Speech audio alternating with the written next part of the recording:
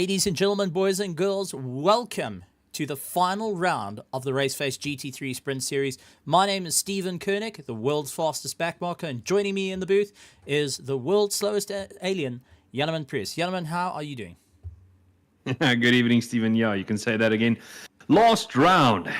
So we've done 7 races, only 1 race remaining. And it's on a new track, Valencia, and Stephen, we were chatting just off air quickly, and I said, I think it's the first real official championship race that a lot of the drivers will be doing on Valencia. Yes, they might have done a couple of other races around here as practice races and so forth, but tonight, the real first championship race around this brand new track on ACC. Also known as Ricardo Toro, which is named after the two-time world champion for motorcycles over there in Portugal, Ricardo Toro.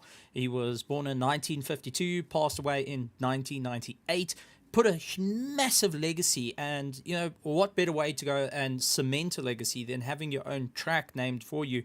But this is also one of 3 different layouts that the circuit can go to. So let's take a look at the track preview and just give you a bit of an idea of what the circuit's all about. So, Ricardo Toro. Very long, incredibly long straight where you can get a lot of slipstream. That's going to help you out. Turn 2 is going to be the problem. Turn 1's a little bit of an easier hairpin.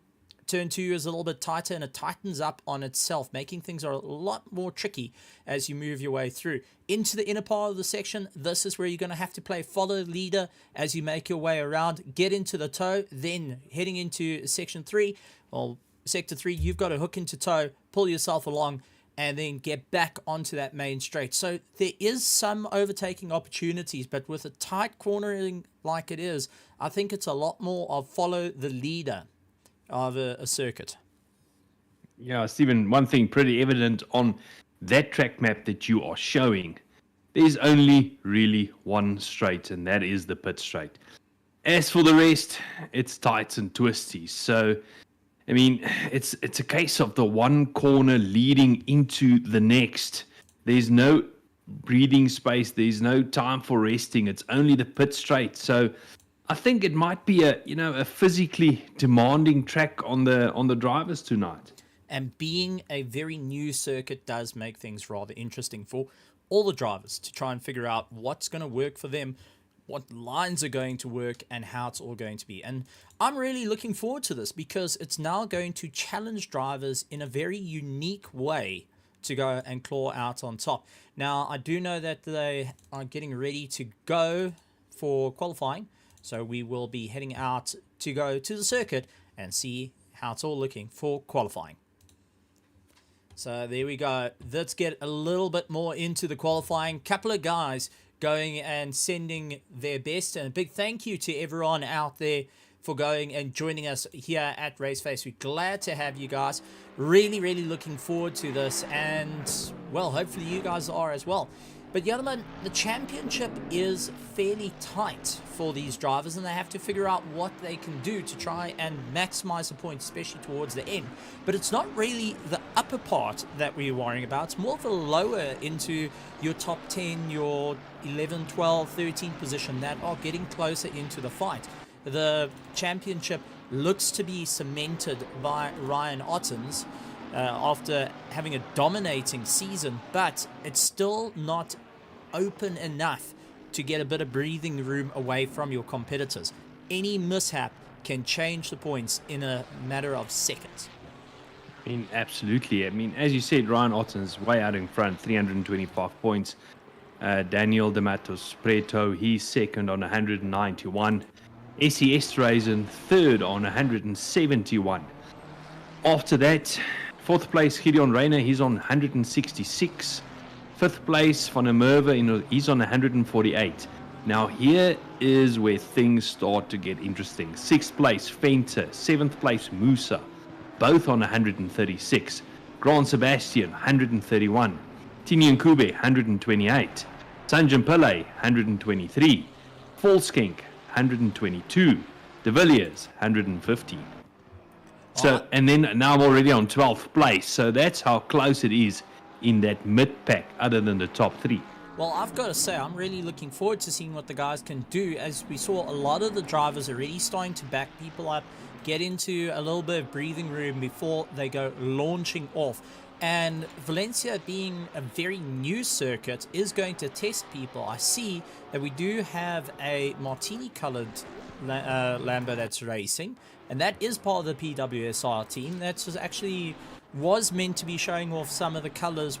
We spoke to the guys, and it's good to see that we've got a martini colored Lamborghini out there representing all of a tribute to the Le Mans and championships that the martini livery has been on. Musa also looking to grasp victory after being so close so many times. It's going to be an interesting one for him. So far, quickest lap times been put in by Ryan Ottens, a 1:31.2.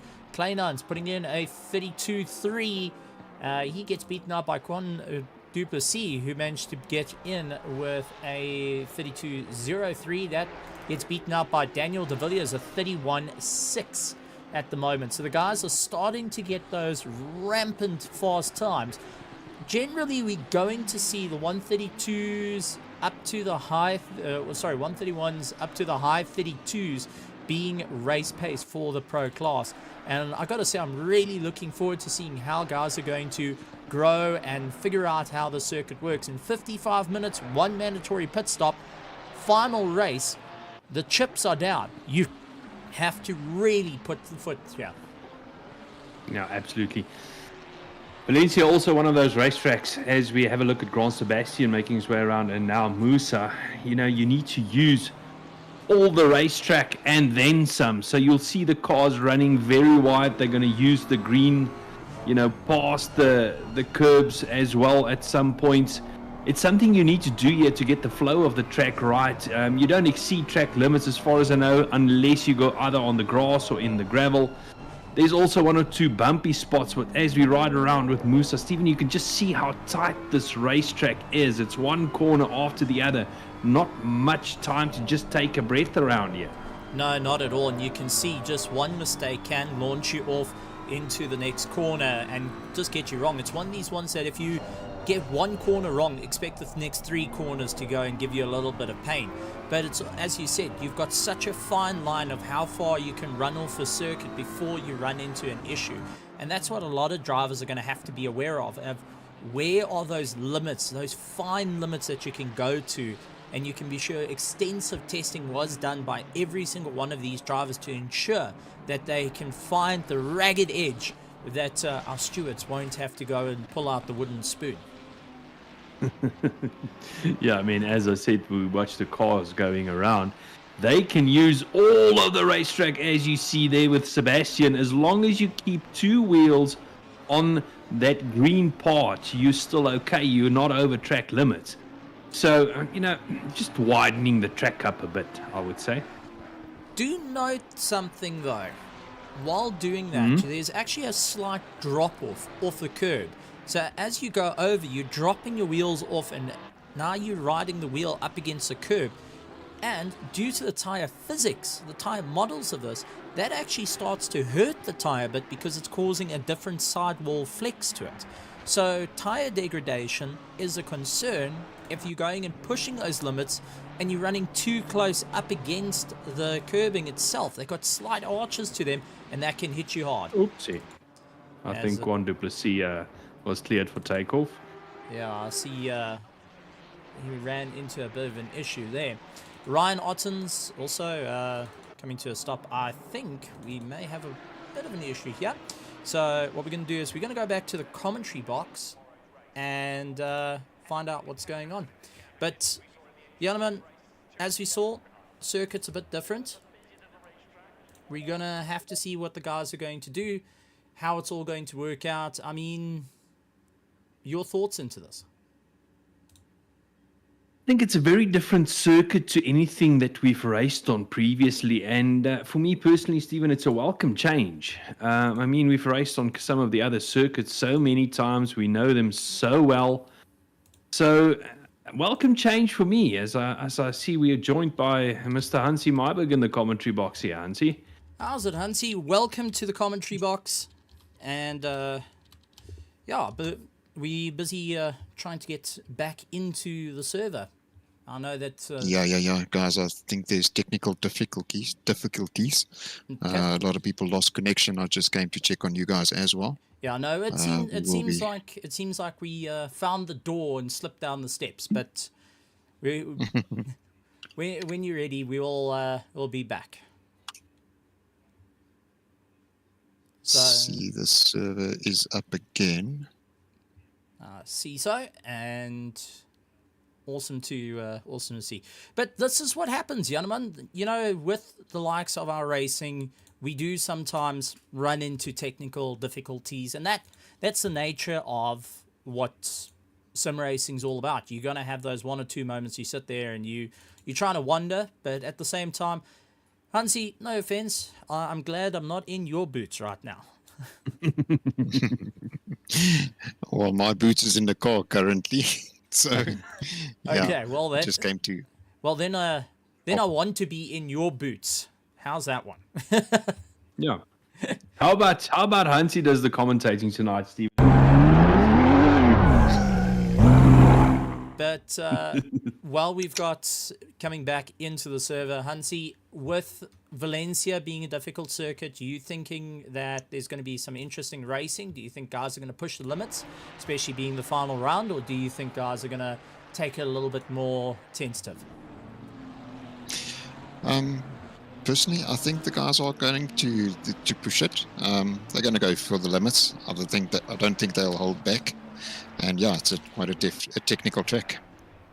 All right, absolutely amazing. Not a stuff. lot of time to take a breath around here. Not at all, especially that T1 as well. It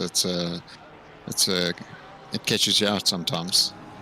Well, while we show off Hansi's car, Hansi, we're gonna leave you be. I know that you outskirting the outside of the track at the moment, line guys to go, and enjoy the race. We look forward to hearing back from you at the end.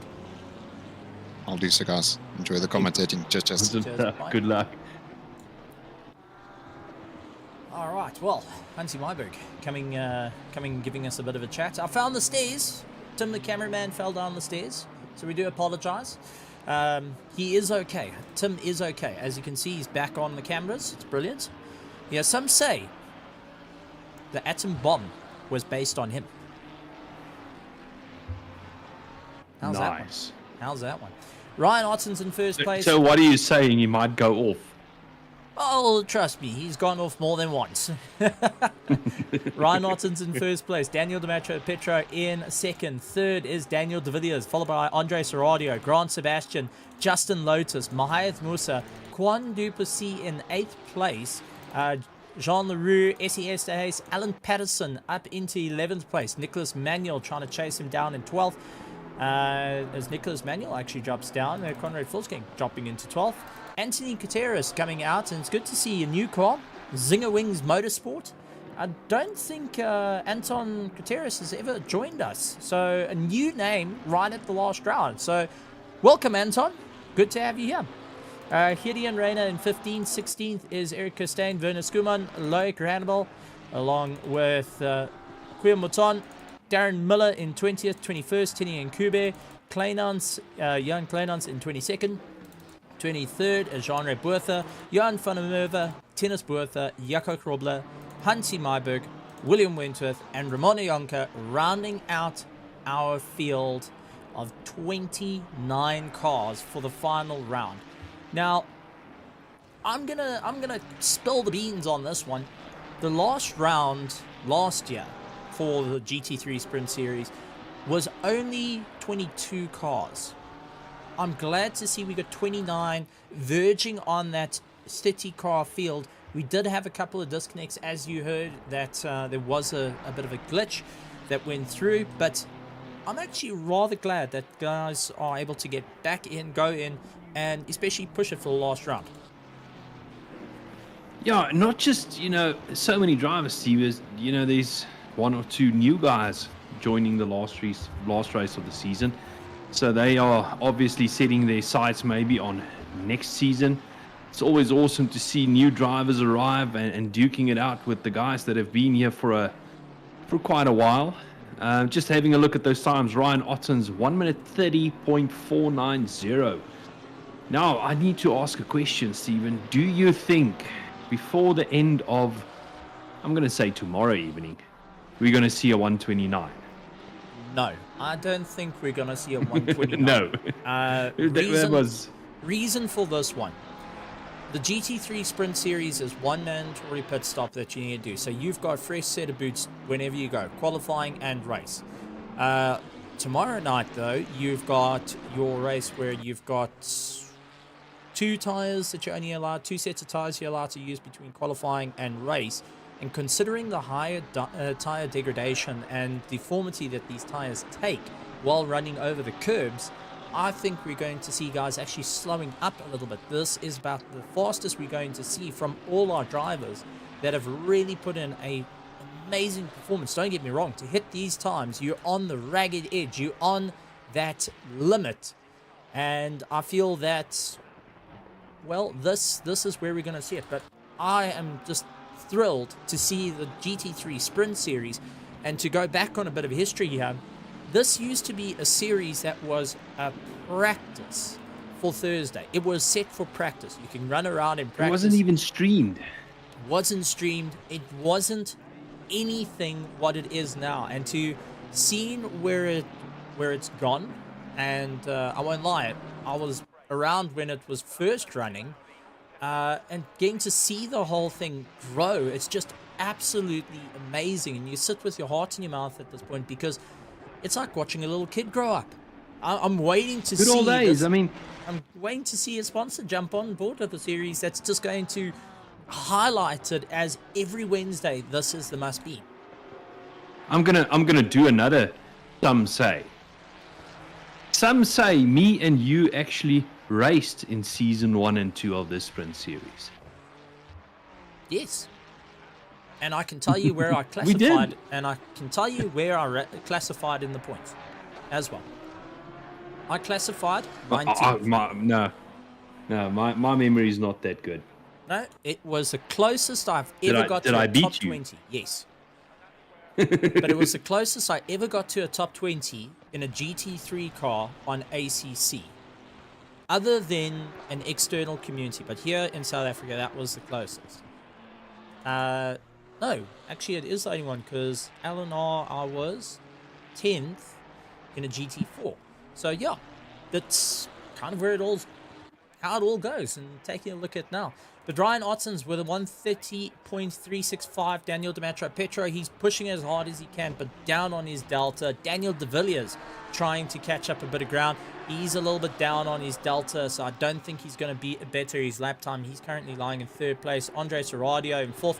Juan Duplessis in 5th place. And Petro trying to get a little bit more pace, losing it out. So there's guys finding just that 0.2 of a second, that 0.1 of a second, then they just drop down, unfortunately. And that's just because of the nature of the circuit. Is if you get one thing wrong, or that car just catches one slide, that traction control gears up on you just once, that's it, done and dusted.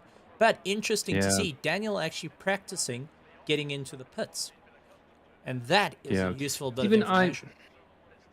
I just want to point out, and I want to move here to the chat, that a certain Mr. Bego Grobler says, or he predicts, that pole tomorrow is going to be a 29.8. Bego, can we write it down?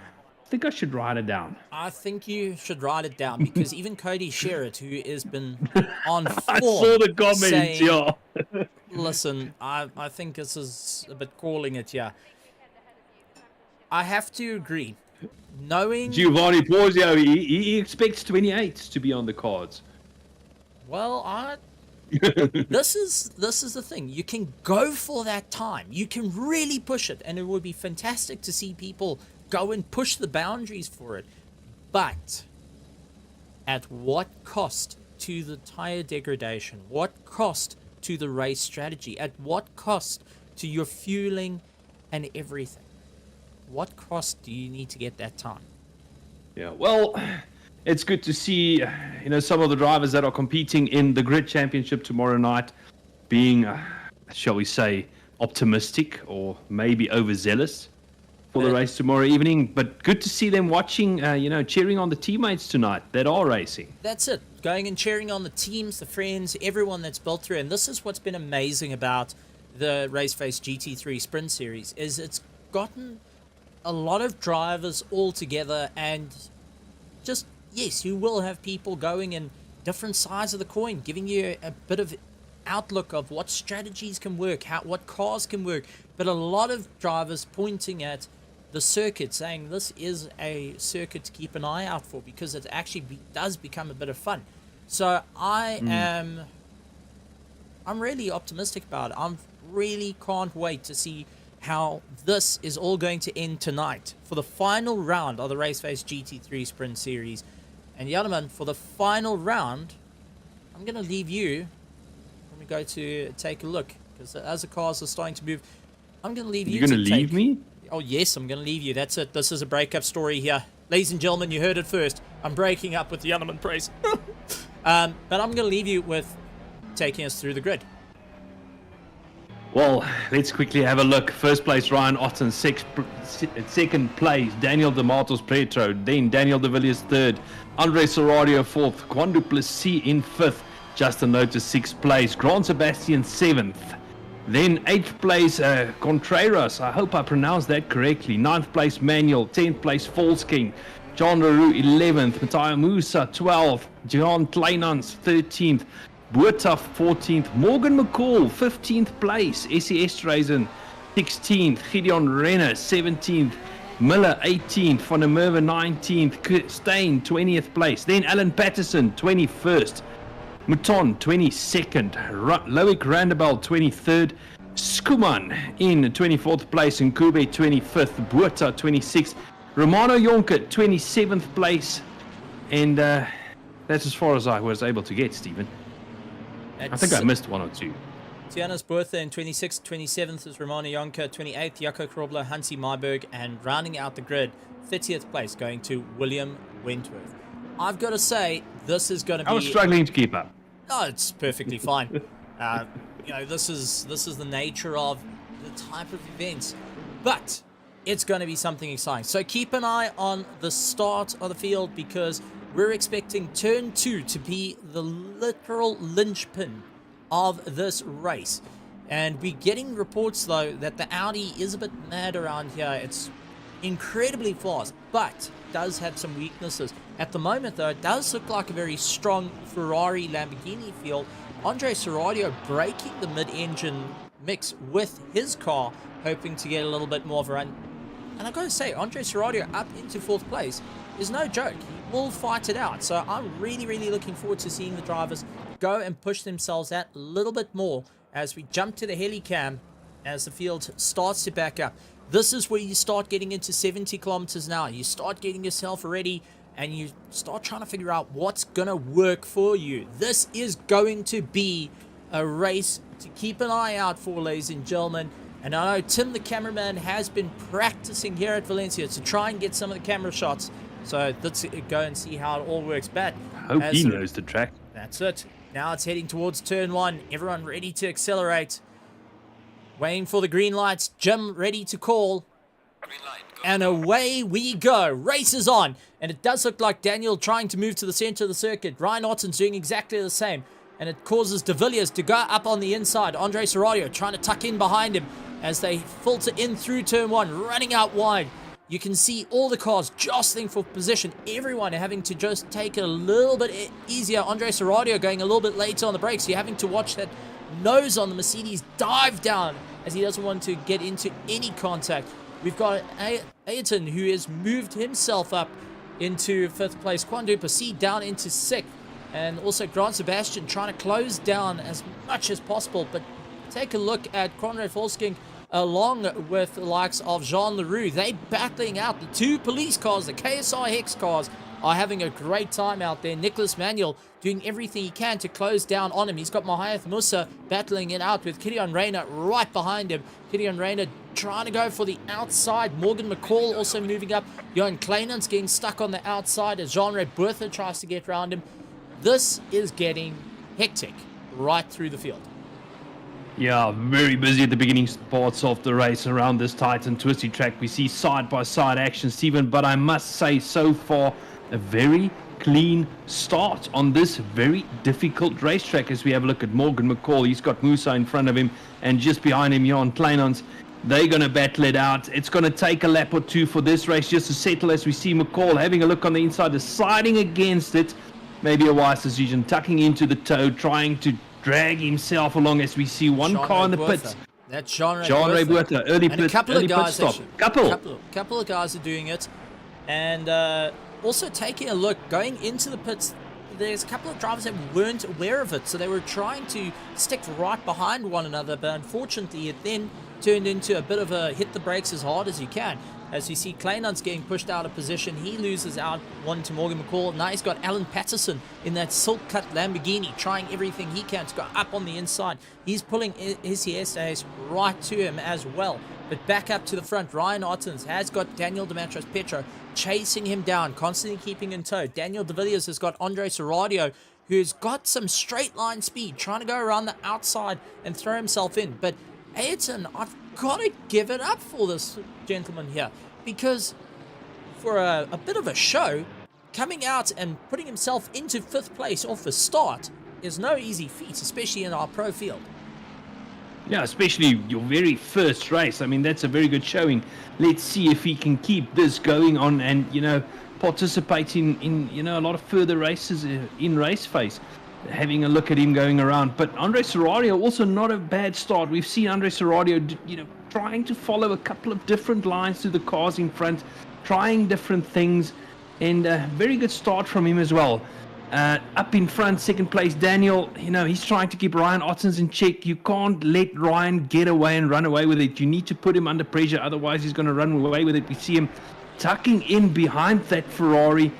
As you see them run wide, they're having a little look on the inside, just tightening it up a little bit and following Ryan Ottens through. Now, Stephen, the rest of the lap, I don't know. For me, it's kind of a follow the leader thing, just trying to stick as close to the car in front, trying to facilitate a pass at turn 1 come the next lap. What do you think? It's going to be, as you said, it's going to be more of like a Brands Hatch, Alton Park sort of feel, where you've just got to try and figure it out. And a little bit further down, we've got Riomaton in the Martini livery. He's chasing down Darren Miller, his teammate, just ahead of him, and getting pressure from Werner Skuman right behind. And I've got to say, this is turning into a monstrous race for everyone as they try and battle their way through. Everyone's trying to figure out what's going to give them that edge. Even Alan Patterson going after Kleinans. You can see 2 different lines going into the corners, trying to figure out what's going to be the best to go through. Everyone's still judging what's going to be that quicker line, what's going to give them up that 1 second. Yeah, absolutely. I mean, we've spoken about it a couple of times before. This is a brand new track. So, you wouldn't have done a lot of races around here. You don't exactly quite know what the best strategy around here would be. What is the fastest from start to finish? As we see Alan Patterson, he's closing right up to Kleinans and diving into the pits. Thanks, Alan. So going into the box, and it's very interesting to see a couple of the guys starting to do that. And Alan Patterson's hoping to get out ahead of this man over here, Mahath Musa, as we get a couple of the camera shots. Nice. Just giving you a great camera shot there is Morgan McCall and Jean-Ray Bertha. And Jean-Ray Bertha, I don't know what happened there. I saw him go straight and turn at the same time. What is in my soda? What is in my water? You're drinking the good stuff. Yeah, either that or it's been a very interesting one, but jeez, okay. that Joburg water is good stuff, man. It's fantastic. I don't even know what to say. That confused the living heck out of me. But Ryan Otten's out in front. Daniel Dematros-Petro doing everything he can in 2nd place. Daniel De Villiers in 3rd place, along with Andre Serradio in 4th. Then you go to Edson Gutierrez going and really battling it out. And I know a couple of guys are saying it's the same name as Senna. So I understand that, but I mean, what we're seeing here is a driver in GT3 sim racing putting up the fight with some of the fastest in the country, which is just mind-boggling to me, because I love to see talent like this getting into the fight, getting into the stick of it. And if he hangs up close enough to this battle going on between Daniel de Villiers and Andre Serradio, he might be able to capitalize on closing down and then get past. But Quan du Plessis is sitting there, and the wily old fox is not afraid to also put his nose in where he needs to. A lot of guys starting to just manage out with their tires and fuel usage at this point. But with the down to 48 minutes, when do you think the pit stops are going to come into play? I think the final 20 minutes, we're going to see the guys pull into the pits. Reason for that is they want to give themselves as much time on the circuit, weigh down that tank, get it all out to next to nothing left in it, and then go back in for the fight. I tend to agree with you, and actually even further. They might leave it as late as possible and try and get some long race runs on this track. Remember, even though this is a championship onto its own, some of these guys that will be racing tomorrow night as well, they want to see what the car does over a longer stint. As we see Grant Sebastian, he's battling it out with du Plessis, having a look left and right, but at this stage can't quite make his way past Justin Lotus, following his way through. Yeah, Justin Lotus right on the back of Grant Sebastian. So, not wrong, both Ferraris. But Justin Lotus just hanging into it, doing everything he can to try and close down. And just seeing yellow flags for Maton. What on earth happened to him as he takes out half of the course and putting the Lamborghini through the dirt? So let's actually take a look. I wonder if there's a bit of a snap oversteer from touching the curbs that came into play. As we follow him around, all seems to be okay at the moment. But jumping on board, dives on the inside, just runs out of room. Oh, and you can see the counter steer. That's the bumpy part I was talking about. There's actually a nasty bump if you run just too wide through there. And he just hit that bump, and I watched a couple of videos. That bump can actually launch the car into the air. That's how upsetting it can be to the balance of the car. But you could see it got into that bit of a lazy slide, which is very difficult to pull out of. Because once you hit that slide, your traction control is now trying to kick in and is fighting you. You're trying to do everything you can, but it just doesn't allow you to gain control as quick as possible unless you turn the traction control off and see what it does. But, I mean, that's taking a massive, massive risk. So it's just easier to let the car slide out, wait till it slows down to a stable, and then get going once again. But it's that lazy slide that catches so many people out, including myself. One of I call it a death slide at that point, because once you're in it, there's no getting out of it until it all stops. Yeah, check that bump that they went over now, and you can literally see how the cars bounce over there, and that's just the drivers trying to utilize as much of the track as possible, but it does come with risk. You can actually upset the car to a point where you lose control over the car. As we have a look at Nicolas Manuel, he's following Jean Leroux around, trying to make his way past, having a little look on the inside, but not close enough to facilitate the pass. So he's just going to follow him around, trying to close the gap down to that Porsche in front. He wants to overtake the police car. This is where it comes in. Do you sit waiting for the opportunity, wait to pull the trigger?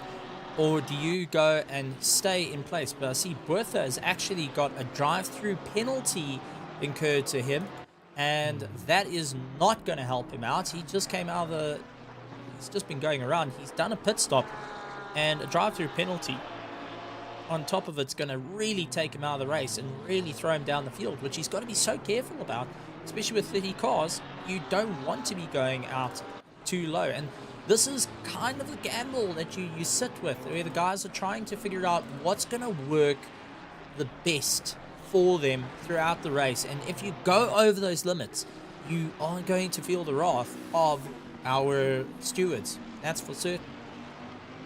Yeah, Ayrton now getting under pressure from Quan du Plessis. You mentioned the wily old fox. He was just biding his time, closing down that gap, and now he's sitting right behind that Lamborghini.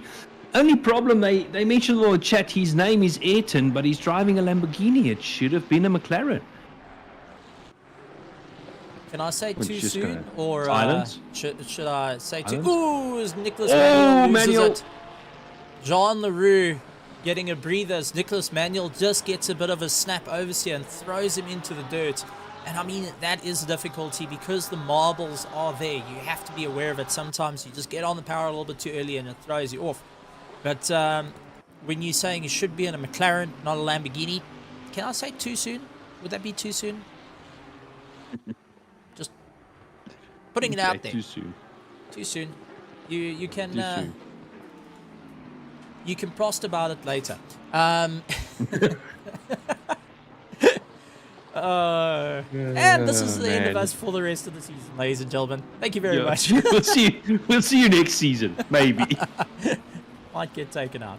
But at the moment, we've got some great racing. Darren Miller, though, has had a contact with Jan van der Merwe, and both of them off into the weeds. So let's actually take a look what happened. I wonder if there was a bit of a outbraking one another, trying to go both onto the brake markers as quick as possible. Let's see. Into the toe, pulling himself along. Jan van der Merwe just ahead. Miller does look on the inside, tries to go for the inside. Oh, just couldn't slow down the car fast enough. But I'm going to put it out here. He does wait for the competitor before they get going, gives him a bit of room. And I also want to throw out that he waited offline, off the racetrack line, to allow cars to go, not to impede the rest of the field. I want to give props to that because it takes a lot not just to go and put your foot on the throttle and carry on. Second to it, to move yourself offline, cool, your tires cooling down, you're picking up all that rubbish, you then having to try and get going once again. These are little factors that does impact a race, but a bit of gentleman etiquette coming into play where the guys are saying, listen, it was my fault on this one. Let's have another round. Let's go fighting. And that's what we've seen throughout the season, where we've seen guys battle it out, but there's been a gentleman handshake amongst all of them of how to do the stuff, how to move forward. And yes, we have seen moments where the guys have really got heated, got into the battle, they've gone side by side, and both of them landing off into the dirt. But at the same time, it's behind them, they focus on the next race and really get in for a bit of fun. And for Valencia, a couple of the guys were actually sharing their setups to try and help each other around the circuit. It's always good to see when the drivers work together. But here we have Renault and Volkswagen duking it out. Two Porsches out on track, so similarly matched cars except for setup. The guys are taking the fight to each other. But then Steven Andres Serradio, he's just biding his time there in sixth position behind Juan Duplessis and Ayrton Contreras. So do you think he's just hanging back at this stage of the race and seeing what's going out in front of him? Or is it a case of really going flat out and that's about the fastest that pink Merc can go at this stage? I think he lost out a bit of time, and now it's starting to just try and work it back as quick as possible. Watching the battle ahead of him, he knows where things can come into play and how he needs to push forward. But Ryan Ottens currently leads out the field, 1.3 seconds ahead of Daniel Dematros-Petro, who's been keeping a consistent pace behind him. Both of them have been running 1:31.5, 1:31.7. So they have been keeping a consistent pace with one another. Third place is Daniel De Villiers. He's getting chased down by Anton, actually managing to get around Juan Duplessis. So Juan Duplessis doing everything he can. In fifth place, trying to close down the gap and really see what can be the advantage. Andre Serradio, you can see sweeping across, is actually running far more off circuit than the rest of the guys. And I'm starting to wonder if that Merc has got a little bit of hurt to it. And that's why it's just not getting the grip he needs and is understeering in and out of corners, as we see Edson now having to battle it out. Juan Duplessis into the toe, trying to utilize the slipstream down this massively long straight. This 4-kilometer circuit does make things rather challenging, and you can see why this circuit itself goes out to motorcycles quite a bit, because you can imagine having 6 motorbikes side by side down that straight, giving it everything it got, 3 into a corner quite easily. I mean, this circuit is everyone's dream for a tight racing circuit that will really challenge you. And for a GT car, it's all about keeping that rhythm and flow. So, I mean, this is where it gets far more exciting to see how things turn out. Yeah, absolutely. You mentioned close racing, and it certainly, has been nice close racing so far as we see Quan Duplessis closing up right onto the back of Ayrton, but then losing a little bit of drive and the gap opening up a little bit again.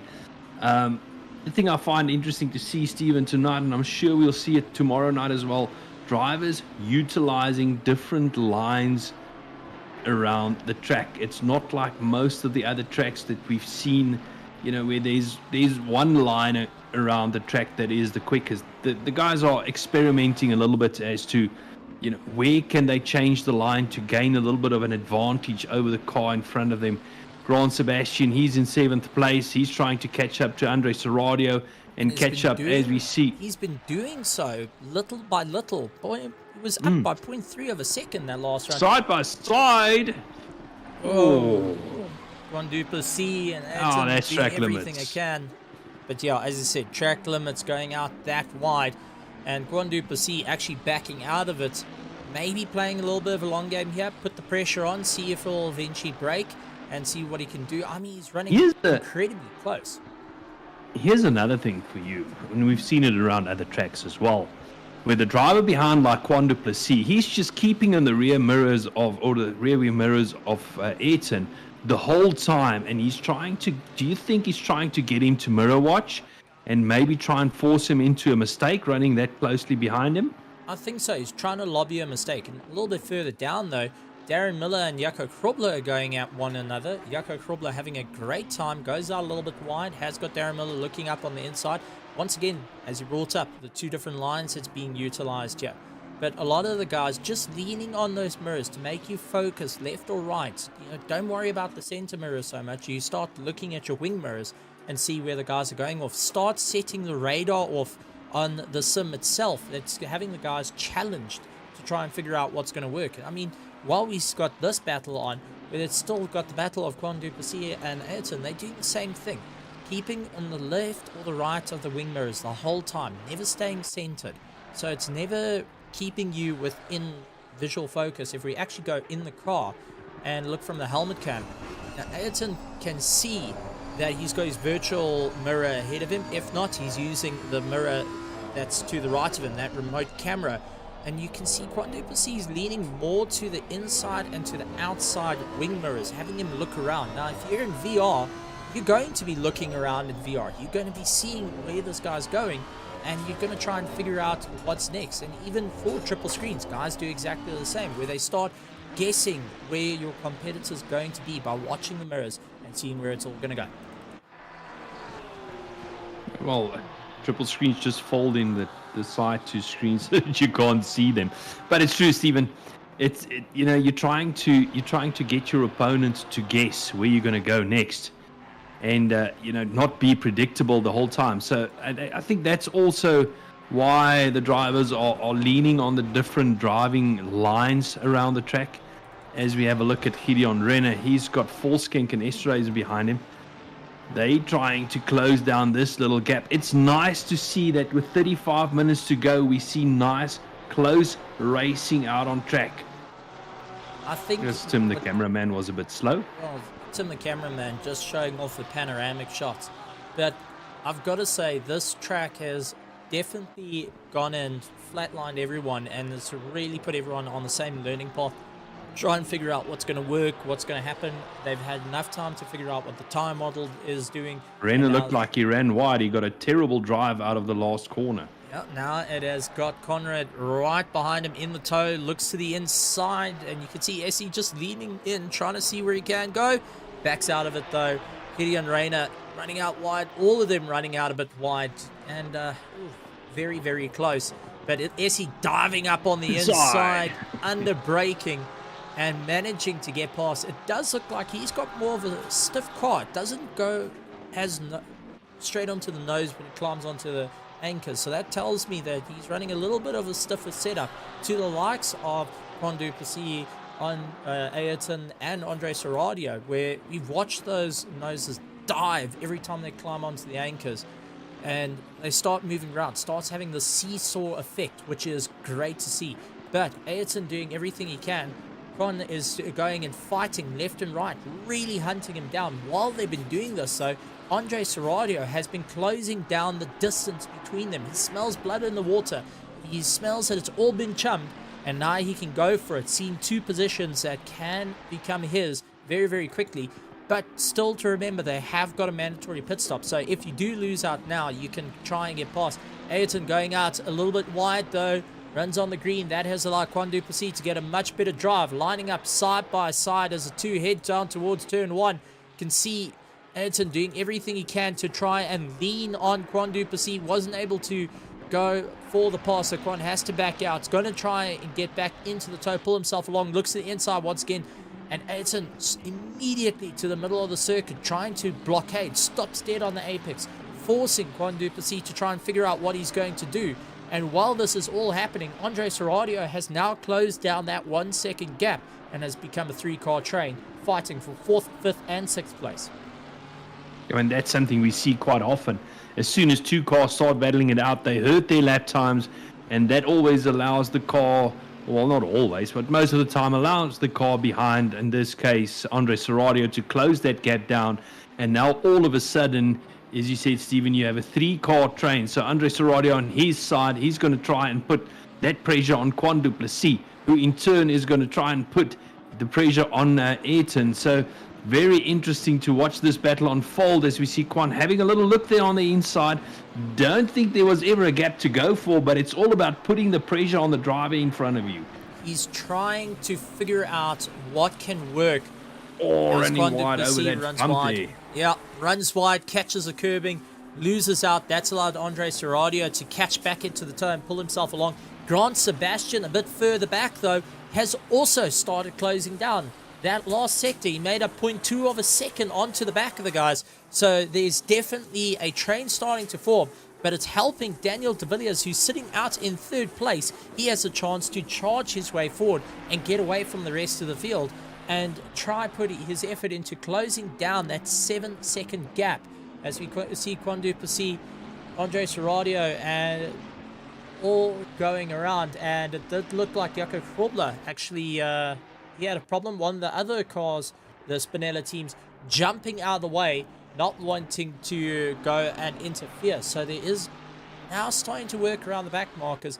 This is going to be very, very interesting for a lot of the drivers, having to work out what works. At the moment, though, Mahath Musa is leading out of everyone that has completed all their pit stops. We've seen him become a bit of a dark horse and really charge his way to the front and take the fight. Do you think the strategy of pitting that a little bit earlier may have benefited to try and close down the gap to Ryan Ottens, who's in 1st place, who hasn't pitted as yet? He's got Daniel Petro to deal with, and he's got Daniel de Villiers, who is about 7.5 seconds behind. But a pit stop takes over 30 seconds, heading towards 40 seconds for fuel. So, I mean, that's got to be a worrying thought for a lot of people's strategies and plans at this point. Yeah, I think, a lot of the drivers that will be racing tomorrow night is going to keep a close eye on this to see what strategy works best. But it's a gamble taking an early pit stop, Stephen. And the whole gamble you take is to get out in the clear air while the rest of the pack is fighting it out in a pack, and it's hurting their lap times. So let's see if it pays out, and if it does, it might be a strategy worth taking notice of for tomorrow night's race for the guys that are not racing tonight. As we have a look at Renner and LaRue battling it out, having a look, looking up on the inside, not making it stick at this stage, but he's going to tuck in on that inside line again, but not making it the pass stick at this stage. Stephen, I think this Sector 1, Sector 2, very difficult to get the passing maneuvers done out here as you see the Porsche sliding all over the place. So definitely trying to keep it out in front. Andre Serradio getting a yellow flag for a brief second. I just want to actually take a look because he closed down the distance. Oh, oopsie. My word. Okay, so he had a little bit of a trouble where it went out from the whole sim went out from underneath him. He actually came off a throttle to allow for the gap. So, and again, running into a bit of an issue and disappearing. Ladies and gentlemen, welcome to the Raceface Minecraft server.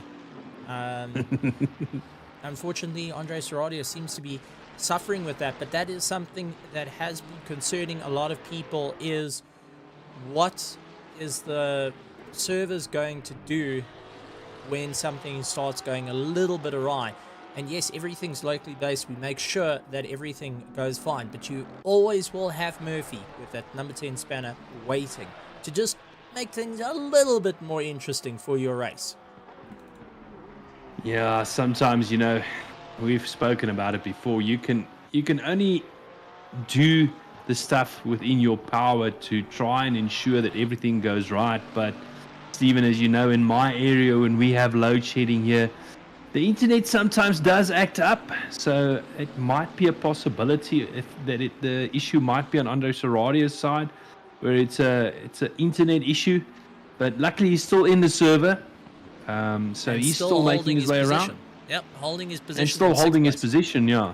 Luckily he has not suffered a disconnect. Yeah, Ryan Otten's out in first place, carving his way through. He's got Jean-Ray Berthet ahead of him. Daniel Demetrius-Petro has closed down the distance to him. Daniel De Villiers doing everything he can. He actually got slowed down by one of the back markers trying to get past. And then now Anton and Quandu Plessis are seeing the exact same back marker that cost Daniel De Villiers just a little bit of time, 0.3 of a second.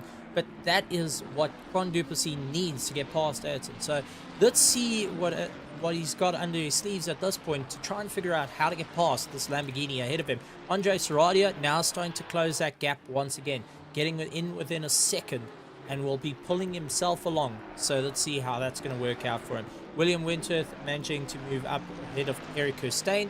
Got a funny feeling William Wentworth is the guy who's going to have a monster of a train chasing him down. And William's actually got a drive-through penalty as well for track limits. So that's not going to help his case when these guys start catching on to the back of him. No, not at all. And it's something I've been sitting thinking about now that they're closing down on the rest of the field. I'm talking about the front runners. We'll have to see how difficult it is to get past the back markers if you catch them in a difficult part of the track.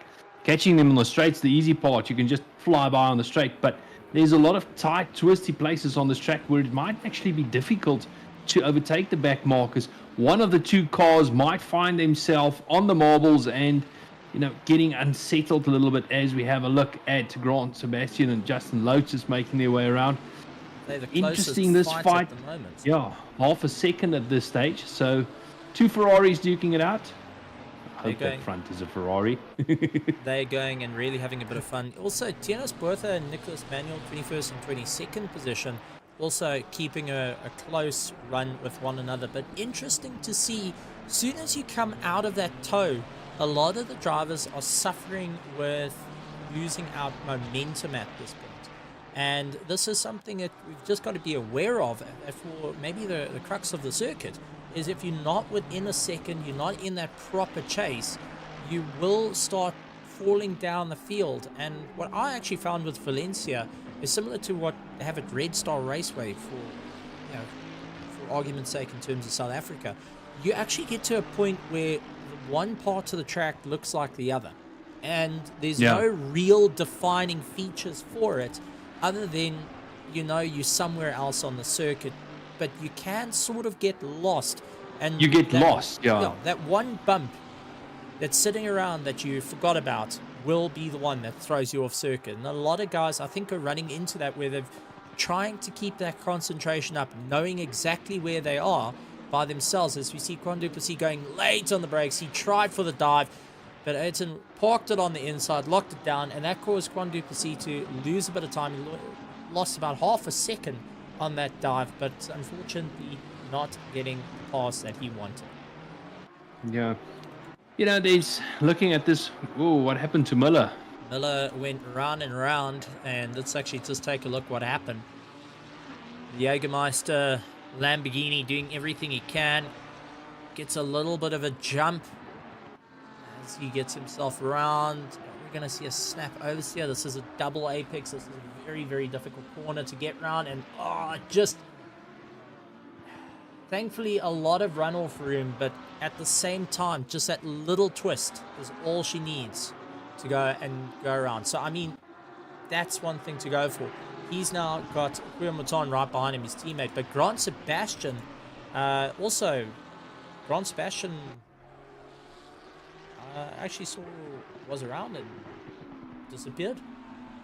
So I wonder if Grant Sebastian actually had a problem that threw him out. But take a look at the guys moving their way through. So a couple of the guys running into mechanical issues, or we call them mechanical issues, whether it be servo disconnect, the steering stops working, the pedals give up the ghost, the cat walks behind the brake pedal, and you decide to give the cat a load cell haircut. This is always where it gets a bit interesting, and especially down to the last race of the season, where if you're not fighting for first or second in the championship, you've got to set your goals on what position you do want to finish. And a lot of these guys have done so. They've ensured that they can put themselves in a position where gaining points will be valuable to them, to keep that drive and that motivation up, which does happen. It does taper off when you sit out of a race or two, where you sit back and you go, well, it's a little bit cold in the evening, rather sit it out. And it does make things rather interesting for the guys to just push themselves that little bit more, but as well as the community going and saying, hey, listen, jump on, get back behind the wheel, let's go have a bit of fun.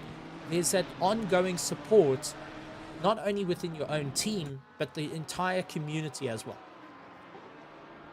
Yeah, and it's good to see, Stephen, when a community gets together like this and do the hard racing, but you also see the friendships forming in the community.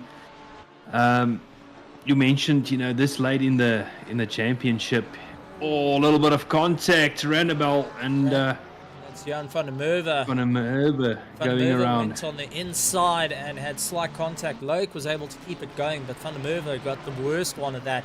And now has the entire field trying to get past Werner Skuman, getting past Nicholas Manuel. And so he drops all the way down into 19th with Tunis Bertha chasing him down. I mean, this is the type of racing. Do apologize for jumping in. No, not at all. But sorry, I need to find myself again. You can say your address, but I think it might be to your detriment. Why so? Am I that hated? No. It's setting personal goals. I mean, this late in the season, we spoke about it before. You know exactly who you're racing. You know which drivers you would like to beat to finish ahead of them in the championship. As we have a look at Skuman and Manuel, they are having a nice side-by-side battle, and Van der Merwe not far behind. Things are starting to get very busy all of a sudden, Stephen. Those gaps are starting to get very small as I look up and down the timing boards. Miller off and Tunis Bertha off. They were around one another, but unfortunately, I think maybe with the pack sort of racing, there was no way to go. As these two came to blows, you can see that Miller trying to go around the outside, goes for the cutback. Tunis Bertha trying everything he can, and unfortunately just trying to close the door. Unfortunately, no room there to close it. It's like Pandora's box. Once it's open, it's open. You've just got to try and deal with it. And unfortunately, both of them getting turned around. But others saying, oh well, it's a position or two that can be gained. No harm, no foul, if you're not the one that's turned round. Yeah. It's there's always two sides to a story like that. Someone might be unhappy and other might, not to be nasty, drive by with a smile. So how many times have you driven past me with a smile? Outing yourself again. I just put you on the wall. Oh, well, you've done that. What can be? But just taking a look. I never did it. That was netcode. I proved my point there. That was netcode. The two BMWs was never close to each other. Were you in the BMW? We were driving the McLaren at that stage. Can't remember. No, it was BMs. But take a look, Nicholas Manuel, Jan van der Merwe, Werner Skuman, all going at one another, constantly having a battle. But out at front, Ryan Ottens leads the field, 19 minutes to go. He's got Daniel Petro, who actually lost a bit of time, is 2.3 seconds behind. Daniel De Villiers in third place. Ayrton Gutierrez in fourth place. Fifth is Quan Duplessis. Andre Serradio, Justin Lotus, Jean Leroux in 8th, Gideon Reyna in 9th. SESA is trying to close down. He's currently in 10th place. Johan Kleinans, William Mouton doing everything he can. Mahaya Thabisa, Conrad Volskink, Alan Patterson in 15th position. 16th is Loic Randabel. Nicholas Manuel is in 17th with Van der Merwe constantly hounding him in 19th position. Werner Skuman, in 18th position. Werner Skuman in 19th position, trying to close down. Kenny Nkube following suit in 20th, along with Ramona Yonko, Tiernas Bertha, Darren Miller, Jean-Ray Bertha, William Wentworth, and along with Jaco Krobler and Eric Costain, who has retired the car, unfortunately, for the race. But still some very, very close action in the mid-pack and at the front, where it's the likes of Ayrton and Quan who are having a go.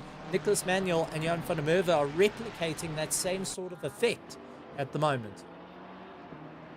Yeah, nice to see battles going up and down the field. Nicholas Manuel, he's in the fight with Van der Merwe, as you said. Against even we see different lines. The Ferrari following a tighter line where the BMW takes more of a wider line, uses more of the track. So it does look like that the rotation on that Ferrari is a little bit better than the BMW. Again, we see him just following that tighter line, getting in that rear view mirror, as you said, and trying lining him up for the pit straight. And we've seen a lot of weaving going on up and down the pit straight as the guys try and break the toe. Looking up on the inside, wow. Nicholas, and just undercut and going on the cutback again, Manuel. Nicholas Manuel just getting himself caught out, stands on the brakes harder. They allowed Jan van der Merwe to get past.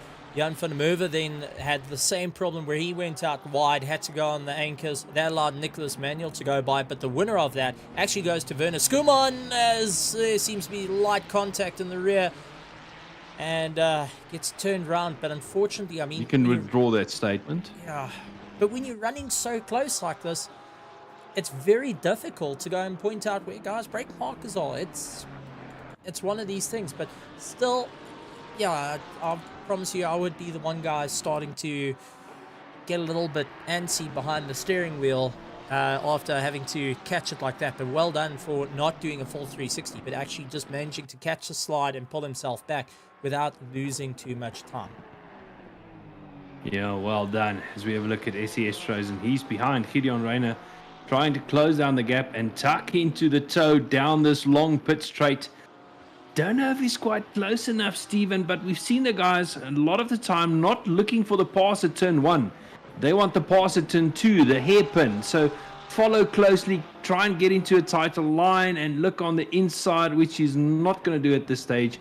Just going to follow Renner around for, a little bit more. But again, the Ferrari, Stephen, does seem to be able to go and follow tighter lines than some of the other cars. We've seen it against the BMW, now against the Porsche as well. It does look like the Ferrari in the tighter corners are not that bad a car to have. Yeah, definitely it does have a bit of an advantage, I think. But I just want to point out here, Ryan Ottens, Daniel Petro, Daniel De Villiers, Ayrton Gutierrez, Quan Duplessis, Andre Serradio, Justin Lotus, Jean Leroux, Gideon Reyna, SES Days, Johan Kleinans and Guillaume Baton have not pulled into the pits as yet. So they are still out and still need to do a mandatory stop sideways moment for SES Days, managing to keep it. My heavens, Gideon Reyna tucks back into the toe. Someone's been watching Fast X, that's for certain. Yeah, I think there was slide contact between the two. But well done to Reyna. It looks like he got onto the brakes and just let Esterhazy sort out the car and, come back for round 2 of the fight. So well done to him on that one. But now the Porsche tucking into the slipstream. There was a comment earlier on that the Ferraris are not that great on the straight. So let's see what the Porsche can do come turn 2. He's in that slipstream. Can he follow the tighter line to have a look on the inside? staying behind. Slight little look there, but not close enough to make any real impact on the Ferrari up ahead. This circuit lends itself to favoring the brave.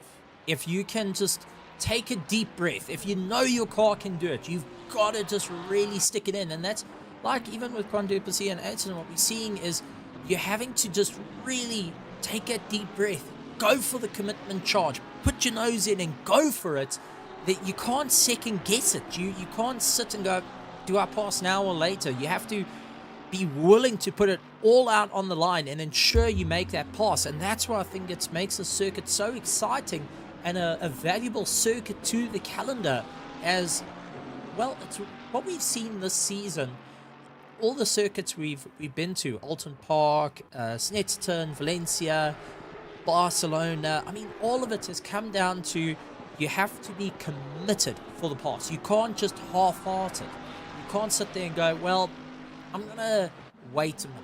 I'm going to think about this. Because the moment you do that, you lose out. The only thing you can think of now is a strategy to move yourself forward, especially going and getting yourself into the pits. Because from 1st to 12th, no one's pitted.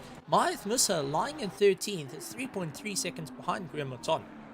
So there's a bit of distance away from Ryan Ottens. But can put himself into the top 5 if the drivers can't get the pit stop down just right.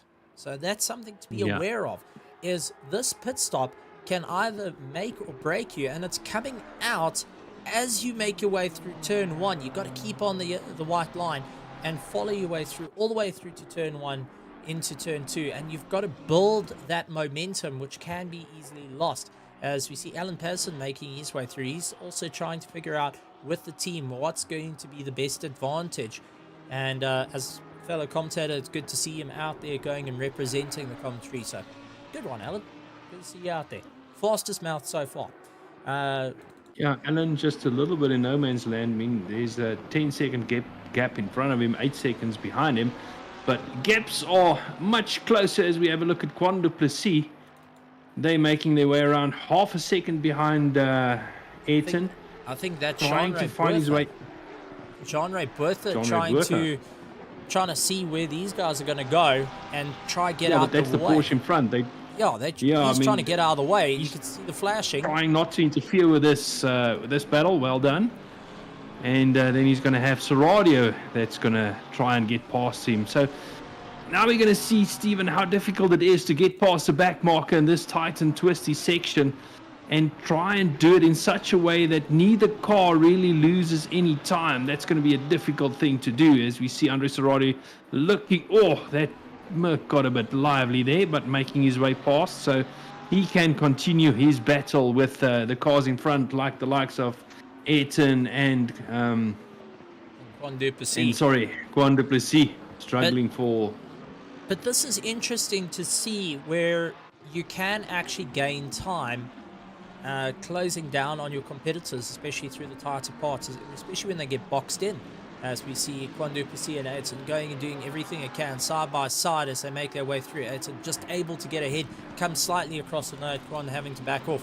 But the back markers are having to come off the throttle quite a bit through the middle part of the corners to just try and let the cars catch up, because soon as you get into the twisty sections, there's no way to actually pass. You have to wait for an opportunity to make that happen. And that's where it's all starting to change. Maeth Musa in 12th place has really kept up the charge, though. He's still trying to maintain a close enough gap to Kleinans, who needs to pit. And Kleinans needs to start thinking about, because with only 10 minutes to go, from 1st to 11th, drivers are needing to pit and get it done and dusted as quick as possible, as Justin Lotus comes to blows with Jean Leroux. Both of them sliding it through. Absolutely awesome stuff. But the police car really showing it no holds bar. It's I wouldn't call that police brutality. That's for sure. Yeah, Quanduplessis. He's fallen back a little bit from Ayrton. So the last time we saw them, they were a little bit closer together and had some side-by-side action. But he needs to make that gap back up again, 0.6, almost 0.6 of a second behind Ayrton. As you mentioned, Stephen, the top 11 still need to pit. We are 9 minutes away from the finish of this race, 8 minutes away from closing of the pit window. So it does show a lot of guys, pushing it fairly late until they do their pit stop to see what these cars are doing over the longer stints. The shortest time from end to end in terms of pit stop was actually done by Mahath Musa. He did it 28.8 from entrance to exit. All right, but his stop was 6.2, so he did a splash and dash. So that puts him well over 30 On in seconds. the pits. And there you go, Quan into the pits. So let's see where he's going to come out. But it's interesting to see that it's going to take roughly about 30 seconds plus to get yourself in and out. And if you start putting a little bit too much fuel, as LaRue's in the pits, Justin Lotus is in the pits, Primaton is battling with Van der Merwe and Nicholas Manuel currently on screen. We have got a couple of guys pulling into the pits and starting to drop off and getting into the closing clutches of the field that pitted earlier in the race. Things are going to change quite rapidly now. We'll have to see where Quan and LaRue, they are in 6th and 7th place if they're out of the pits yet. Quan is out. He's out. And on my timing screen, which looks like AC hasn't updated yet, Quan Duplessis is down into 9th place. Mahath Musa has got himself into 10th place as it all starts to shuffle around.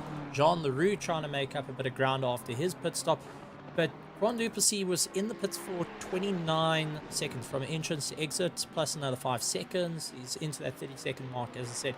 But that leaves the question of what's going to happen with the likes of Kleinans, who needs to go into the pit. He's only 6 seconds away from the rest of the field. He's chasing down Gideon Rayner. Both of them are pushing the limits of what they can do. And I don't know how it's all going to work out, because 30 seconds around this circuit can be devastating of a waiting time, and the field closes up on you so rapidly. Yeah, definitely. I mean, I think a lot's still going to change in the last 6 minutes as we see a couple of guys, Renner, and them diving into the pits. Kleinans here. Yeah, so they putting in formation. Do you think that was a reaction from Kleinans to Renner pitting? I looked at it. I seriously looked at it, and it was one of these ones that you're trying to keep into the toe, and as you watched him turn in, it was a the toe goes to the pit. It was a bit of a hesitation of, do I go, don't I go? But he opted to go in, which is just, that's what we talk about, reacting to the pit stops, and that's what we'd love to see, and it's a great way of showing it, is reacting to a person's pit stop. You're either going to carry on, or you're going to join them to the pits, try and cut them off that way, or try and undercut, as we've seen a couple of guys do. Darren Miller fighting it out with Ramon Ionka a little bit further back. But as time's gone on, Mahath Musa has moved himself into 8th place. So he has really gained some time here. And I just want to point out, SESAs at the moment has gained 10 positions since he started. Andre Serradio has just come into the pits. He's lost 1 position. He's going to lose more. Ayrton has gained 4 positions from where he started. Mahath Musa has gained 4 positions. But biggest loss has to go to Jean-Ray Bertha, who's actually lost 9 positions. So there hasn't been some real massive changes that we've seen where the guys have just climbed right through the ranks. But everyone seems to be sort of on a similar strategy to one another. It's I wouldn't say similar strategy. Look, we had the early pit stops, and now top 4 is yet to pit with less than 4 minutes to go. Quan Duplessis getting ahead of Andre Serradio. Andre Serradio trying to come back at him, dives onto the inside, really trying to put that big nose of the Mercedes in to try and force Quan Duplessis out of the way. But as you said, top 5 still needing to pit.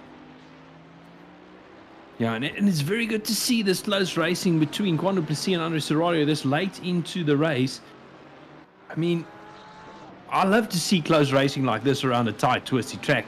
And as you mentioned, Andre Serradio trying to put that Merc in, that big nose of the Merc in. But does look like, Steven, he's losing a little bit of time to that Ferrari through the tight and twisty sections of the lap, which, I don't know, do you think the front tires of that Merc is now starting to hurt? We've seen the Ferrari, the rotation on the Ferrari seems to be quite good around here. Interesting to see. He can't keep up with that that Ferrari of Estrazer through the tight and twisty bits. But I want to point out here, he's a second behind Quan Duplessis.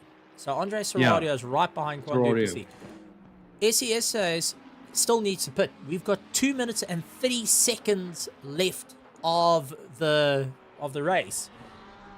This is going to be close because Quan Duplessis and Andre Serradio are only about 10 seconds off SES, who is lying in 5th position. Essie is 25 seconds off Ayrton, but this is getting to a point where you're running out of time, whether you're going to pit or not. And as you said, the racing is getting closer and closer. I mean, Johan van der Merwe, Loic Randall, along with Nicholas Manuel, are battling it out. Nicholas Manuel running over the curb, and Johan van der Merwe just keeping the Ferrari all together. But having that pressure, that's allowed Quinn Matan to get in. I mean, this is further down the field that championship points are valuable to them because they're trying to stake their name here in the Raceface GT3 Sprint Series Pro Division.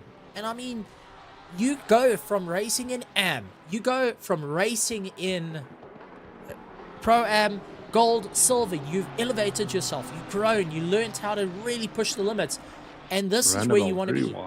Yeah, Randall just going and doing centuries around it. But you've pushed yourself to get into pro. So you want to maximize your points. You want to show it off. And I've got to take my hat off, especially with this close to the end. Daniel de Villiers is in the pit. Ayrton's into the pit. So we've got 2 cars into the pit. That leaves Ryan Otten's left out on circuit. Along with Daniel Dematros-Petro. They are running really, really close to the cutoff time. And SES is pulled into the pit. So these are the only 2 that do need to pit. Ryan Ottens and Daniel Dematros-Petro needing to figure out when they're going to do it, because they've got 47 seconds to choose if they're going to do it or they're going to take a penalty on top of it. So there's no room to breathe here. And first place is literally on a linchpin of who can get in and out of the pits the quickest. Who can get in their box, stop dead. And I mean, it's just turning into a monstrous run there. So Ryan Otten's down into the pits. Here comes Daniel Dematros-Petro. He dives into the pits. That's going to allow De Villiers to start closing down. De Villiers is now in 3rd place, trying his best. Renner has a drive-through penalty. And we've just heard that the leader is on his final lap. So Ryan Ottens is on his final lap to try and make it stick through this race. You know, that's basically pitting and doing the final lap, and then that's the end of the race. That's how long these guys have, extended their stint. Ryan Ottens came into the pits, and Daniel came into the pits with 20 seconds to spare of the pit stop window, Stephen. It's incredibly close, and now they've got Ryan to get Ottens out. did make it out. Ryan Ottens did make it out in front of Daniel, so out back in the same positions that they were, and now it's just 1 lap to run until the finish line. Yeah, if they can try and keep it, I think Ryan Ottens has got enough of a spacing, 4.7 seconds, they can maintain it. Daniel de Villiers in 3rd place is going to have to get comfy, as he's got Quan Duplessis trying to chase him down, and he's bringing a train behind him. Andre Serradio, Ayrton also into that mix as well. Mahayath Musa up into 7th place after a very early pit stop. Jean Leroux is in 8th. 9th is Conrad Volsking. He's battling it out with Justin Lotus as they get past one of the Ferraris, as they're doing everything they can. I mean, this is some good solid racing, and for a track that is brand spanking new, this is the first racing that's been done on it for Raceface. And from, as you said, many of the drivers, this is their first time experiencing Valencia at full speed. There's some great racing here. Yeah, I mean, absolutely. I just wanted to mention, does look like Ayrton lost out a couple of positions. He lost actually 2 positions during that pit stop phase, Stephen. I don't know if something else happen as we see him running very wide there, but he dropped back quite a lot. Yeah. Ryan Ottens, though, taking the checkered flag. Daniel Petro taking second place here at Valencia. Daniel de Villiers needs to keep up the power and really get going, but he will be securing third place, along with Quan Duplessis in fourth, Andres Serradio in fifth, Ayrton Crateris rounding out in sixth place after a great run. Mahath Musa in seventh, Jean Leroux in eighth place. Conrad Volsking has got a battle with Justin Lotus as they're trying to battle their way around, but it does look like Conrad's going to have enough in the tank to get him across the line to hold that. Ninth place, 10th is Justin Lotus. SES Days in 11th, 12th, Alan Patterson. Johan Kleinans in 13th. Gideon Reina getting it sideways. He's got a drive-through penalty, but he is really pushing the limits on that Porsche to really throw it round. And does it again. Is he trying to drift the car? No, this is a bad idea because here comes the swamping field. Loic Roundabout, Nicholas Manuel, Jan van der Merwe, Graham Bouton, all getting He's all cast. over the place. So, with that drive-through penalty, he thought, okay, I've got some spacing behind me to keep it all together and slide it around. But right at the end, he lost out 5 positions. Not from a drive-through penalty, but from him sliding, and scores a 32nd on top of that as well. Wow. What a race. I mean, that was just incredible. And Valencia has got me really, really excited to see what the racing is going to bring tomorrow evening. But what a way to end off the race for the GT3 Sprint Series. Mine's blown away, but season 9 done and dusted, Janeman. I mean, this is exciting. This is just great. It was really exciting. It was awesome to see the close racing. You know, Valencia really lived up to what I thought it might be, and also very interesting to see what interest there was in the chat from a lot of the guys that will be racing tomorrow evening. And I'm talking Cody Sherrod, Giovanni Porzio, Bago Grobler, Daniel Rowe. All of them kept a very close eye on this race to see what was happening tonight. Well, we've got a couple of people to bring into the chat, and let's start trying to bring them through. So we've got Daniel Petro. Good to have you here, buddy. I mean, rather exciting race for you. Coming into second place, a pit stop not playing into your favor, but how are you feeling securing that position? And also, now that season 9 is done and dusted for the Raceface GT3 Sprint Series. How's it, Stephen? How's it, gentlemen? Sure, you caught me off guard, yeah? But yeah, I'm quite happy with the result. Ryan's pace towards the end there was just phenomenal. That consistency really paid off here. And yeah, look, the pit stops didn't work in my favor. I think we had probably an identical pit stop time. And yeah, what else is there to walk away from with second place and just maximize points for the championship as well? I'm very glad to finish second. Yeah. Well, I mean, you managed to get into the pits with 20 seconds to spare. That's it, 20 seconds. That's all you had.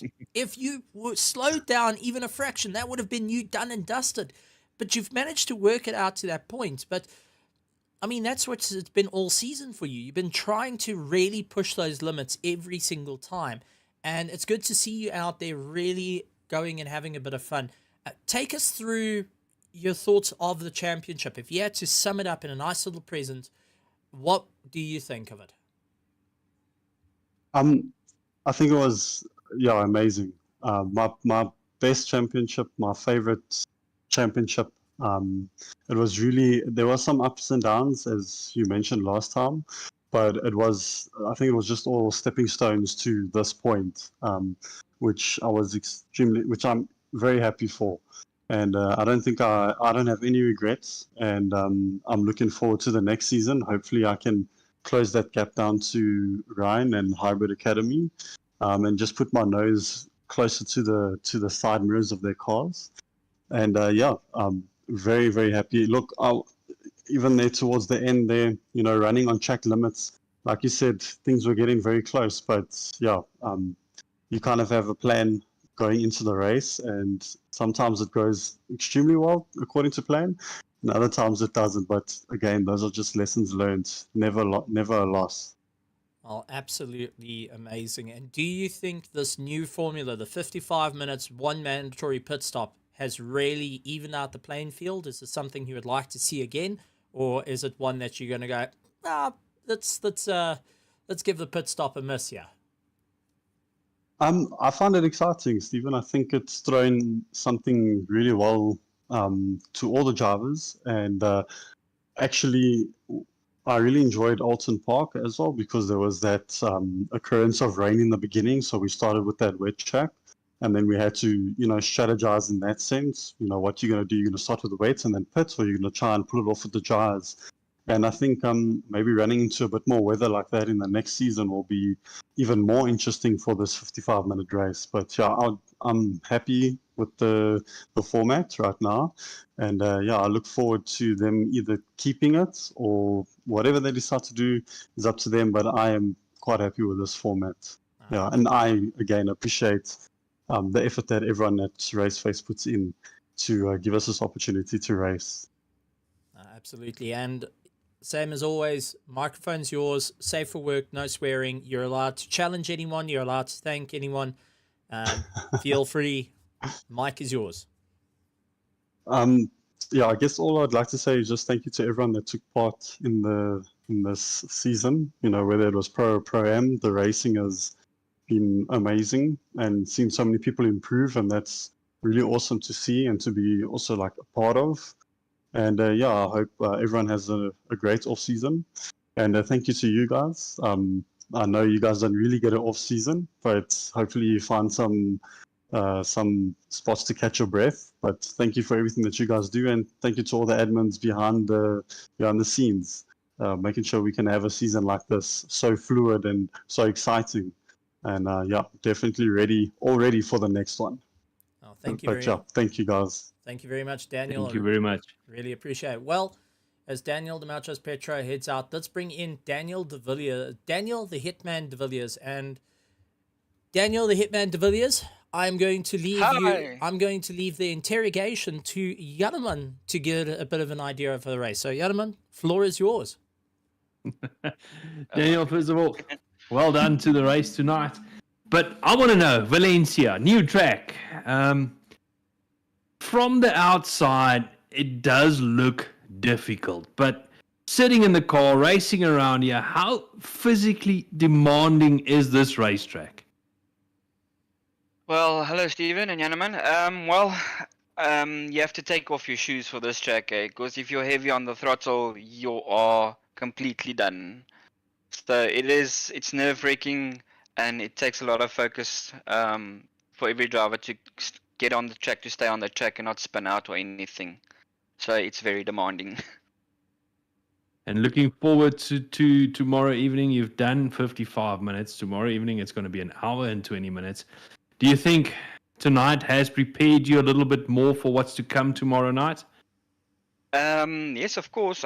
We've got a lot of data for the tires and fuel consumptions for the strategy for tomorrow. So I'm not going to reveal it here, of course. But I'm sure you can send it in a private message. There's still a few tenths that I can make up for quali and race pace as well. I just need to be consistent and calm. So it's just everything is just up to me. Yeah, it does look like you mentioned calm, but it does look like you need to have patience around this track as well in order to do well. Yes, it's patience. Yeah, patience you need. Like they say, patience is a virtue. Yeah, it's very difficult to follow as well. As I said, there are some braking points that it takes you completely off guard. Then you have to brake earlier and lose time and try to gain it again. Use a lot of your tires to gain that position back, the time you lost. But yeah, it's demanding, and you have to focus, concentrate, and be patient. That's all. Oh, excellent stuff. Stephen, I'm going to hand it over to you now. Well, any questions from your side? Daniel, congratulations once again on a fantastic race. So, same as always, microphone's yours, no swearing, but you're allowed to challenge, thank, or go out there, get something off your chest. But feel free to have the floor is yours. Yeah, I just want to say, first of all, congratulations to Ryan for the Sprint Series champion and his first place as well. This guy's on another league in the Sprint Series. And then to you guys, Steven, Yanaman, you too, thank you for the live stream that you guys do. I want to thank Ellen as well for having faith in me, and I give him a hard time a bit, but yeah. And want to thank Bertus and Hansi Marburg for all their hard work. Absolutely incredible. Thank you very much, Daniel, the Hitman de Villiers. Make sure you remember that name because he's going to come out next season, and definitely first place is on the cards for the Hitman. Indeed. Absolutely. Thank you very much, Daniel. Absolutely grand stuff. Let's actually bring in another driver, Loic Randall. Loic, welcome to the commentary booth. Glad to see you back on the track. You also had a last-minute dive to gain the position from one of the drivers that had a drive-through, was getting a bit of a slide, and you dived in with the whole group. How are you feeling for a last corner pass? Pretty good. I knew I was going to get that position anyways because of the, it's a 30-second penalty if I recall correctly if they don't serve the drive-through when they finish. Yes. But I mean, I just took the opportunity because I knew I was going to get dived otherwise. I just wanted to park the bus.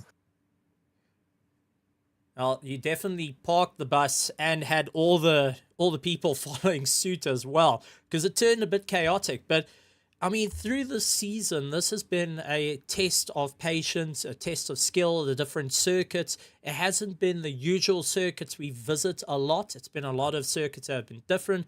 What's your thoughts on the championship? Yes, you had a little bit of a rougher one earlier on where you actually weren't feeling well. You missed one of the races because you weren't feeling well. But give us a take on your thoughts of the championship if you have to wrap up your thoughts for it. Weird tracks. That's pretty much it. It's just, yeah, it's tracks that no one really races a lot, and I mean, there's a reason why no one really races them a lot. It's not really fun, to be honest. I did 4 races this season, so yeah, the 4 races not been great. I mean, in the GT3 Championship, I've DNF'd every race, so hopefully I'm changing that tomorrow. But overall, kind of terrible, but fun at the same time. I've enjoyed it. It's been an interesting challenge, and the new format also just shook things up a little bit. Janneman, anything you want to ask from your side? Well, Loic, well done on the season. The sprint season or the sprint series is now done. The question is, what is the mindset now for tomorrow evening? Last race of the Grid Championship you're going into. You know, after that, the season is done. Is there certain goals that you've set yourself for this last race? To finish. To finish. I was waiting for that one. No, the goal really is to finish, hopefully in the top 20, because that's just something elusive at my sort of pace. I've been ridiculously slow this season, mainly because I was away for 2 months, mainly because, well, I just haven't gotten my pace back. I don't know. But yeah, top 20 for tomorrow, hopefully. I was pretty slow today, so I'm just going to try and work on that between now and tomorrow. Oh, well, awesome stuff. It's good to have the goals and try and reach those goals. You know, it's always nice to see certain drivers or different drivers having different goals, just even if it is just to finish the race, like you mentioned. To be fair, yeah, I did give up the last 3 weeks in the GT3 series. Fair enough. Oh, well done. Looking forward to watching you out on track tomorrow evening. I'm looking forward to just not dying tomorrow evening. Fair enough. But, like, we've done it with everyone. Floor is yours. No swearing. You're allowed to challenge. You're allowed to thank. You're allowed to get it off your chest if you want to. Just go and say, hey, guys, we'll see you next season. The floor is yours. Have a way. All right. Well, congratulations to Ryan, obviously, for being the championship. I think he won the championship at Stetson, if I recall. I'm not too sure. Congratulations to him and for the win for today. I'd like to say thank you to you two, as always, for the commentary. I really enjoy rewatching it all. And thank you to Bertus, Hansi, Brandon, and I think someone else for hosting all this. Thank you very much, and I'm glad you like us butchering names so much. And also, thank you for Always. thanks for sending the WhatsApp to correct how to say your name correctly. But really, really appreciate it. And till tomorrow evening and till next season, we'll see you, and maybe during the autumn season, the off season, just having a bit of fun. Yes, sir. All right, I'm keen for that. Thank you very much, Larry. All right, bye-bye. Thank you very much. Honestly, some great stuff, Yaneman, and some lots of thoughts about it where guys have enjoyed the new format. The tracks were a little bit difficult, but just all in all, some massive positivity coming in from the drivers, not only for the fellow drivers out there, but for themselves, really going and accomplishing what they wanted. But this is what the GT3 Sprint Series is about, challenging yourself, really pushing the mark. And I've got to say, it's innovated the way that we think of a Sprint Series now. And it may actually lead to a transition for our Thursday racing to start evolving as well in a different format that can rival it, because I see the GT3 Sprint Series growing in the future. Yeah, absolutely. I mean, we've already got more than one tier, Pro-Am, and I think it's going to grow even more. We spoke about it numerous times where this started off as a practice session for the Thursday series, and it just grew from there. And I think there's still a lot of space left to grow in this sprint series, and who knows what the future might bring. I think each season has been better than the previous one, so really looking forward to next season to see what it will bring and what drivers will compete. Can anybody dethrone Ryan Ottens? We'll have to see. Well, we'll have to see come season 10. But coming up in the week, we have got the Raceface and Metal State Grid Championship final round number 8, Thursday, 22nd of June. Make sure you're there for all the thrills and spills, for all the drama and action coming to you live here from Raceface and Metal State over at Twitch. So make sure you're there for the Grid Championship, and someone will be walking away with their hand in the prize pool of 10,000 Rand after 8 rounds. Can you believe it? We've finished one championship already. Now we're into the next. It's going to be ending tomorrow evening. Yeah. One race left on ACC for the season. You mentioned it. Tomorrow night, the big one, the Grid Championship. I think it's going to be an awesome race. And then after tomorrow night, only one race left for the iRacing as well. So season rapidly drawing to a close on the 4th of July, the last iRacing race. And then we're going to have a little bit of off time before we back and doing it all over again. Yeah. The Raceface TCR League round number 4 will be on the 4th of July at Alton Park. Going to be having a bit of fun out there. But we cannot forget, if you like going and getting mud underneath your flaps, you like going and sliding around like no tomorrow, or be like Gideon Reyna, who was practicing for going to round number 8 of the Raceface Dirt Championship for Dirt Rally 2.0. He was getting used to those slides in a Porsche. Maybe it's not quite a Subaru, but he's getting there as they head over to New Zealand on the 25th of June. So make sure you're there to have a bit of fun at the Dirt Championship, round number 8, 25th of June in New Zealand. But ladies and gentlemen, boys and girls, thank you so much for joining us this season. It's been an absolute honor coming into your rooms, talking your ears off, having your cool drink, and getting to see all the amazing action. I'd like to personally say thank you very much to the entire Raceface team, from the media to everyone that's in the background, to the drivers, the teams, the families, the spectators, everyone coming and supporting us. And a big thank you to you guys for going and hitting that subscribe button along with the bell notification icon. We've grown rapidly through this season, and it couldn't be done without you guys keeping an eye on action. Also, a monster thank you to my co-commentator and my teammate, Yaneman. Thank you so much for sharing the booth with me. Sorry your ears are getting sore. No, same to you, Stephen. It's been a great honor commentating with you for another Sprint Series season. Hopefully, we're going to spend a lot more time together in the booth. It's always an honor commentating with you, even though you talk a lot. But tomorrow night, me and you are going to have one last race of commentary, and then we're going to do some racing again over the weekend. That's it. We're going to go out to have a bit of fun. But thank you very much, everyone. And like always, we're going to be signing off for the final time of our GT3 Sprint Series Season 9. I'd like to say a good morning, good afternoon, good evening, and good night, everybody. Good night, everyone.